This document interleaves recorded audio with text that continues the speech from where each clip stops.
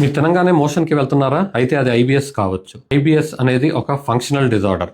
అంటే మనం స్కాన్స్లోను లేదంటే కొలనోస్కోపీలోను గట్ నార్మల్గా కనిపిస్తుంది, కానీ ఎప్పుడు పేషెంట్లు ఇబ్బంది పడుతూనే ఉంటారు. వాళ్ళు తరచుగా చెప్పే కంప్లైంట్స్, ఒకటి పర్సిస్టెంట్గా కడుపు నొప్పి రావడం, రెండోది కడుపు ఎప్పుడూ బ్లోటెడ్గా ఉబ్బరంగా ఉండడం, మూడోది పర్సిస్టెంట్గా లూజ్ మోషన్స్ రావడం లేదా తినంగానే మోషన్కి వెళ్ళడం. ఇవంతా ఎందుకు వస్తున్నాయి? ఒకటి గట్ హైపర్ సెన్సిటివిటీ, అంటే మనం తినే ఫుడ్కి గట్ ఎక్కువగా రియాక్ట్ అవుతుంది. రెండోది డిస్బయోసిస్, అంటే మన పేగులో ఉన్న చెడు బ్యాక్టీరియా ఎక్కువై మంచి బ్యాక్టీరియా తగ్గిపోవడం.